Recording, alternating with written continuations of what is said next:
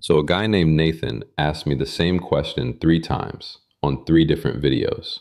And by the third time, yeah, I stopped treating it like a request. Here's what he found. Securitize, the company that keeps the official ownership record for BlackRock's tokenized treasury fund, is running a validator on MANTRA. And MANTRA is the chain whose token fell about 92% in roughly 1 hour back in April of last year. So Nathan's question was basically, why? Why would a firm like that show up and run infrastructure for a chain like that? So I went and read the whole chain, every proposal, every validator, every token. And look, the answer is sitting right there in public. Nobody's gone and pulled it. To see why any of this is strange, you need to know where Mantra came from. And it did not start life as a blockchain. Back in 2020, it launched as Mantra DAO, a DeFi yield app. You staked, you lent, you voted on interest rates. The token, OM, was an ERC20 on Ethereum with a fixed supply of 888 million. No chain of its own, no real-world asset story. It was a yield product. Then, in July of 2023, they announced the pivot to a purpose-built chain for real-world assets. And here's the part I really like, because the CEO tells it himself. John Patrick Mullen has described how an investor came to them hunting for, his words, a Binance-listed token, low cap. They wanted to build a real-world asset chain, and they needed a liquid, already listed token to do it with. They offered to just take his over. And he said, well, why would you take it over? We've been building this. Let's join forces instead. So the scarce ingredient wasn't the technology. It was the exchange listing. That's not an accusation. He offers it up as a good founding story. And choosing to build rather than cash out is a defensible call. But it does reframe the tidy, visionary pivot version you usually hear. There's a harder chapter too, and I'd rather you hear it from me than stumble on it later. From early 2022, Mullen was the named first defendant in a Hong Kong lawsuit over who actually owned Mantra DAO. It never reached trial. It settled in May of 2025, with a joint statement from both sides confirming there had been no wrongdoing by any party. Both halves of that sentence matter. So, April 13th, 2025, 1828 UTC. And I want to flag that timestamp because something about it is genuinely rare. Mantra says 1828.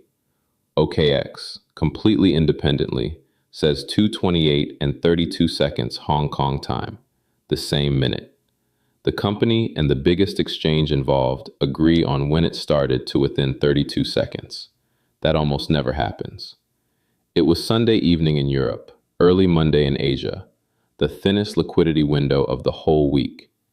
And over about an hour, OM fell roughly 92%, while trading volume went up something like 36 times. Huge volume, collapsing price. That combination is the fingerprint of forced selling, not of people quietly heading for the exit. Now here's what it was not. It was not a hack. And I want to be really clear because that's what everybody assumes. No security firm ever reported an exploit. Mantra never claimed one either, which is telling because a hack would have been the convenient explanation. And the chain itself never missed a single block. Whatever happened that night happened inside centralized exchange order books, not on the blockchain. Then there's the accusation that stuck hardest, that a Nomura-backed investor dumped a pile of OM just before it went. So I traced it. It came from wallet labels on an analytics platform, and those labels were low confidence, machine-generated guesses, not confirmed attributions. The firm named denies the wallet is even theirs. So the most damaging evidence in this whole story is also the least solid thing in it, and almost nobody says that out loud. You'll also hear, insiders held 90% of supply. I couldn't trace that to anything. What's true is narrower. Supply had doubled at mainnet. Binance had been warning users about exactly that since January, and the team's own tokens were locked until 2027. And 15 months on, no regulator, no exchange, no forensic auditor has ever published a cause. The biggest single-day collapse this sector has seen has no official explanation on the record. So, what did they do afterwards? This is where I want to give you the honest ledger, what they delivered and what they didn't. Start with the burn.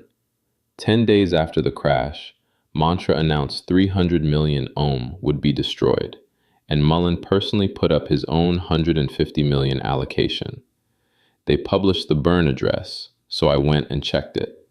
It holds 600 million tokens today, and once you adjust for a token split they did later, that's exactly 150 million in the old units. Mullen's share, plus about 9 tokens of staking rewards. Half of it landed, and it's provable. The second half, the ecosystem partner tranche, never arrived, and there's never been a notice saying it was canceled. So the fair way to say it is, announced 300, delivered and verifiable, 150. Then there's the arithmetic underneath it. 5 days before the crash, MANTRA published a report saying inflation was 3%. Today the chain issues at 16, which means since that burn, the network has minted more than double what it destroyed. That's not an accusation, it's arithmetic, using numbers MANTRA publishes about itself. And hold on to that 16, because the reason behind it is the whole point of this video. But look, plenty did land, and they deserve the credit for it. The old Ethereum version of the token was retired in January. The ticker changed, and this one trips people up constantly, so write it down. On its own chain, it isn't Ohm anymore, it's MANTRA. And the proposal promised the 10 billion supply cap would be, quote, codified at the protocol layer, meaning final. I went and read the chain's minting parameters. It's there. They said it, and it's true. They've also published a transparency report every single week since May. 11 so far. That's an unusual thing for a chain to do, and honestly, it's why we can even have this conversation. Okay, Nathan, this one's your section. Let's go look at the actual validator set. And if you're new here, a validator is just a computer that gets a vote on what counts as true on the chain. Who owns what, in what order. 38 of them are active, and Securitize is number 8, holding just under 5% of the stake, on-chain since May 19th, 3 days before they announced it. Which sounds sneaky until you check the pattern. MANTRA always announces validators after they're already producing blocks. Google Cloud was about 11 days. Nansen was 6 weeks. Anchorage was never announced at all. So the 3 days is just how they do it. But here's the thing I'd have gotten wrong if I hadn't checked. Securitize did not buy that stake. I pulled the delegation list, and Securitize's own bond into its own validator is 1 token. 1. The 120 million was delegated to it from MANTRA's side, and part of it came out of the team allocation. It also runs at 100% commission, which means it isn't chasing yield or courting delegators either. So this isn't a big bet on a token. It's a firm showing up to run infrastructure. And once you see it that way, look at who's standing next to it. Google Cloud, Anchorage Digital, twice, Hex Trust, Twin Stake, the venture arm of a Singaporean bank, Nansen, Republic. Now the mechanism, and this is the payoff. Back in April, an upgrade added something called the Interchain Security Provider module, which lets MANTRA rent its validator set out to other chains. On May 13th, a chain called NVNM went live doing exactly that. An AI data chain built with a private markets firm called Inveniam, borrowing MANTRA's security. And in June, governance voted to double inflation from 8% to 16%. The reason is written right in the proposal, to lift the bonded ratio to a level, quote, more appropriate to secure NVNM's institutional agentic finance operations. Nathan, that's your answer. Now the honest half. 5 validators named associations still hold about 45% of the stake, and 4 of them alone clear a third. A 2025 proposal said that would come down from 5 to 2. It hasn't yet. That's a real open item, and I'm not going to dress it up. But I'd also point out that the only reason either of us can check it is that they published the whole thing. And then in June, the last piece dropped. Inveniam, the firm they built NVNM with, the firm already running 3 validators of its own, announced it's buying Mantra outright. Mullen's line on it was good, actually. He said, when you share the same conviction, and you've already proven you can build together, the question is, why keep the organizational boundary? We decided not to. One thing to flag, though, and I'd want to know this if I were you, that same press release says the deal was expected to close by June 30th, and also says it's expected to close in the third quarter. 2 different dates, same document. And as of today, nobody has confirmed it actually closed. So, the reality check. And I want to do this gently because the honest version is genuinely more useful than the hype. There's a registry that tracks tokenized assets, and for Mantra, it shows about $118 million of Dubai real estate, 7 plots on the world islands. And that's real. Those are genuine Dubai Land Department title deeds sitting on a public chain. But each one is held by 1 or 2 wallets, and the 30-day transfer volume is 0. So I went and asked the chain why. Turns out every one of those deeds has a little contract bolted onto it that has to approve any transfer before it can happen. I queried all 8. All 8 are frozen. So the compliance machinery genuinely works. Right now, it's just set to deny. The assets actually moving, actually in many hands, are smaller and much more ordinary. About $369,000 of Ondo's treasury token across 2,500 holders. And honestly, learn that distinction and you'll read this entire sector better. A token pointing at an asset is not the same thing as an asset trading in many hands. So Nathan, here's where I land. You were right about the checkable part, and you were right to keep asking.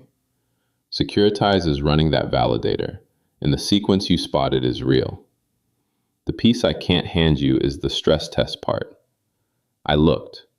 The Federal Reserve does run a real annual stress test, and the BIS really is running tokenization projects. Project Agora just finished live testing this month. But every one of those is published, dated, and deals in bank deposits and central bank reserves. None of them buy or sell altcoins. So I can't connect it to OM, and I'm not going to pretend I can. What I can tell you is that something institutional is absolutely happening here, and it left a paper trail. 3 things you can check yourself tonight, free, no login. The validator list, straight from the chain's API, the tokenomics dashboard with that burn address on it, and the weekly transparency report. And then watch for one thing, a confirmation that the Inveniam deal actually closed. That's the one unresolved fact in this entire story. Nathan, thank you for this one. You asked 3 times and you were right to. If you want the thread it came from, it's on the wormhole video and it's linked below. If there's a chain you want me to go read like this, tell me in the comments. That's genuinely where these come from. I'll see you on the next one.